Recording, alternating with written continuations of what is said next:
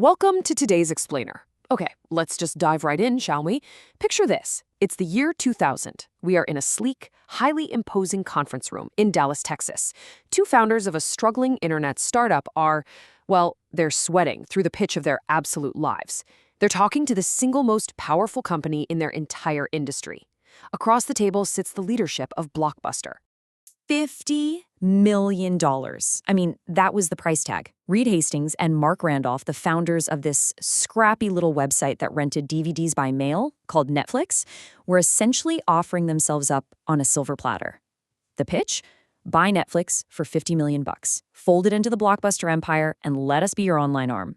Now remember, Blockbuster had 9,000 stores at this point. They were the undisputed king of home video. And how did they react? Well, they passed. In fact, some accounts say they could barely keep a straight face.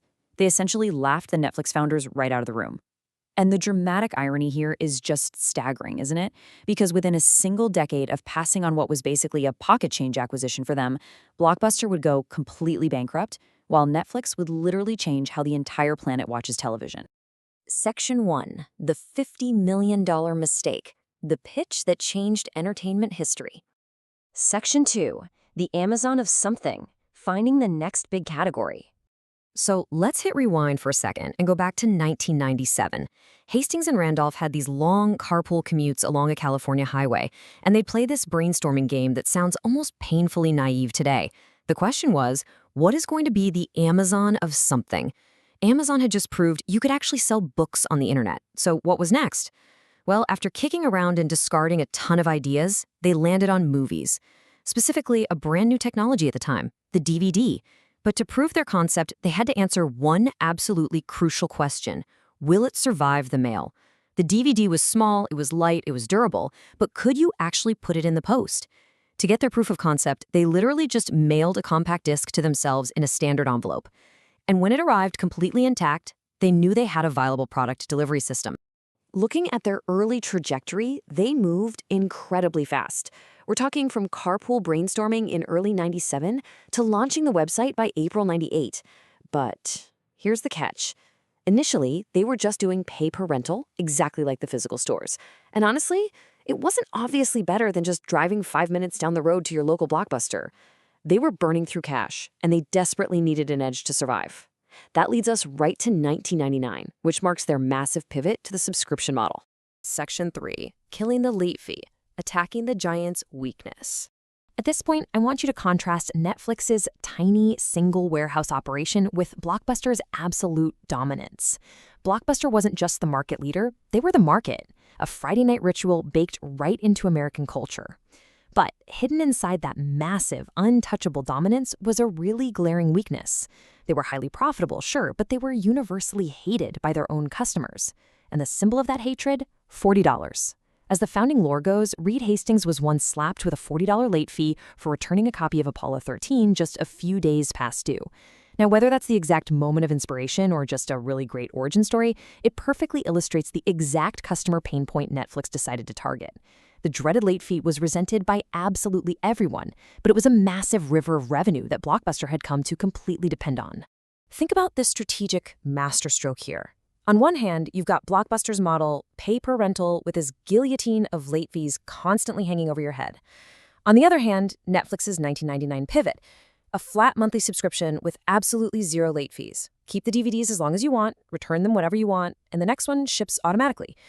Netflix built its entire value proposition around deleting the single most hated element of renting movies. They didn't build a better store, they didn't have more titles, they just absolutely removed your biggest frustration. And that brings us to this incredibly powerful idea. The giant was trapped by its own profits. This explains exactly why Blockbuster couldn't just easily copy Netflix's new subscription model. To match Netflix, Blockbuster would basically have to torch the massive late fee income that its own physical stores desperately needed to survive. Meanwhile, the mechanism of the monthly subscription gave Netflix predictable, recurring revenue and an ongoing relationship with the customer that just renewed by default.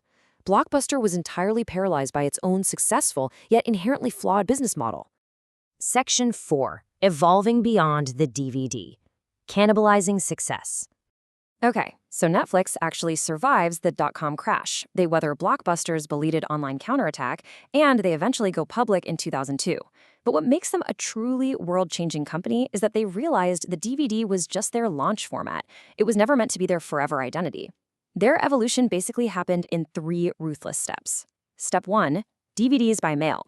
But as soon as internet speeds allowed for it, bam, step 2, streaming video. And then they pushed even further to step 3, original programming. Netflix enthusiastically and repeatedly cannibalized its own highly successful business models before a competitor could do it to them. They didn't cling to the past at all. They constantly built the future. Meanwhile, the inevitable happened. In 2010, Blockbuster filed for bankruptcy. Now, it's really important to state plainly that Blockbuster wasn't run by fools. Their leadership team was smart, but their greatest strength, those thousands of highly profitable physical stores, was exactly what made them unable to adopt the new model until it was far, far too late. Incumbents rarely get beaten by better versions of themselves, you know? They get beaten by companies playing an entirely different game. Which brings us to our final section, lessons in the envelope. Truths from the disruption. So, what are the truths we can actually extract from this epic underdog disruption? Today, Netflix is a global entertainment company producing films in dozens of languages, streaming to hundreds of millions across the planet. But the business lessons from their scrappy beginnings are something we can all apply right now. Let's drill down into these. First up, your competitor's biggest weakness is your biggest opportunity, especially when they rely on it for profit. Second, and honestly this is huge, removing a single point of customer frustration is almost always more powerful than adding a dozen new features. Remember, Netflix's entire empire was built on the absence of a fee. Third, a big company dismissing your idea isn't proof it's bad. It might just mean they literally can't afford to see it. Next, predictable recurring value builds incredible loyalty. And finally, your direction sharpens as you go. Hastings and Randolph didn't start with a master plan for a global streaming network. They just started.